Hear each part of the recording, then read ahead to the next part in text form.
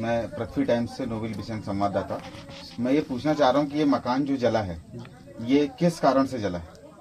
Sir हमको ये actually क्या हम बाहर थे जी इसलिए हमको कुछ मालूम नहीं था। हमको सूचना मिली तो फिर हम आकर देखे तो पूरा मकान पे आग लगी हुई। जी जी तो फिर उस बीच में बचाव के लिए मोहल्ले पड़ोस वालों ने सब आगे वागी बुझाए।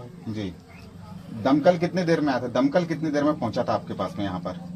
वो आधा एक घंटे में समथिंग आ गया था। आधा एक घंटे में? हाँ। यानी फिर भी बहुत लेट हुआ था। हाँ है ना?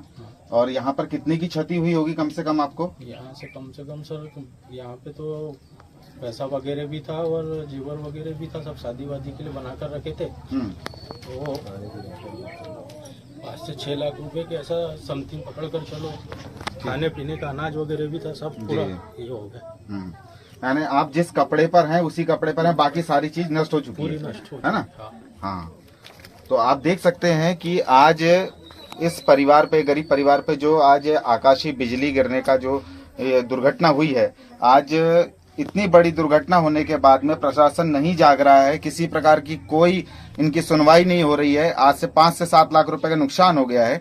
आप कैसे भी हो, किसी भी तरीके से हो, प्रशासन को इनकी मदद करनी चाहिए और आगे आकर इनका पूरा सहयोग करना चाहिए। मैं सरपंच साहब से इस घटना के बारे में कुछ जानकारी लेना चाहता हूँ।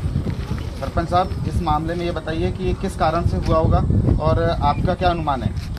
ये लगभग मेरे को लग रहा है कि जो आकाशीय बिजली है जी, मौसम बना हुआ था, इसके गिरने से जी, ये मकान में आग लगी है। जी, मेरे को लगभग 8:30 बजे जी, गांव के लोगों के द्वारा बताया गया कि जो धर्मदास वासनिक के मकान में जी, आग लगी है और बहुत विकराल रूप लिया। मैं आकर देखा जी, तो यहाँ पर बहुत जम के अंगार लगी थी। ये लग रहा था कि कम से कम 4-5 मकान ध्वस्त हो जाएंगे। जी, तो हम लोगों ने प्रयास किया, फिर उसके बाद दमकल आया। दमकल ने भी अच्छी मदद किया, जी, परंतु अभी तक दुख का विषय ये है कि प्रशासन जी, का एक भी व्यक्ति इस दुख की घड़ी में उस परिवार के साथ खड़ा नहीं है। जी, क्योंकि उस लगभग एवरेज माने तो उस परिवार में कुछ भी नहीं, जितना उन लोग शरीर में कपड़ा है, इसके अलावा उनके पास कुछ भी नहीं है। ना रात में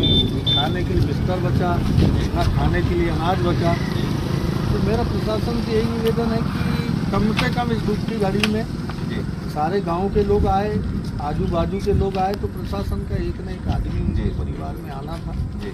आप क्या चाहते हैं? प्रशासन से क्या उम्मीद चाहते हैं? कैसे सहयोग चाहते हैं? प्रशासन से मेरा ये है कि इनको न्याय मिले, है ना, ताकि ये कुल मिलाकर ये कि जीवित रह सके। तो ऐसा प्रशासन इनके साथ कोई न्याय दिलाए जी। और मेरे को उम्मीद भी है।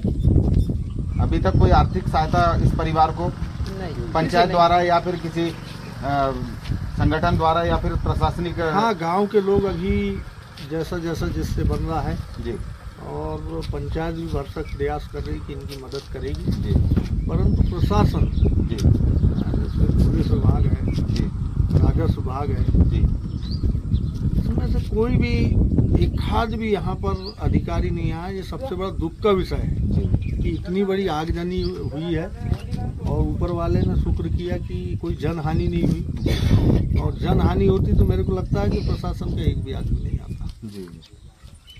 तो धन्यवाद सरपंच साहब, आपसे जानकारी ली है हमने।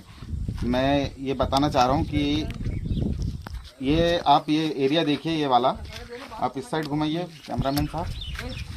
ये जो जला है ऊपर पूरा मकान है, सिर्फ सामने की थोड़ी सी छप्पर पर बची है, बाकी सारी चीज़ यहाँ पर ख़त्म हो चुकी है। इस परिवार के लिए रहने के लिए भी कोई ठिकाना नहीं है कि वो कहाँ रहेंगे, कैसे रहेंगे। प्रशासन से हम ये उम्मीद रखते हैं कि प्रशासन जल्द से जल्द आकर इनको सहायता सहयोग करे। धन्यवाद।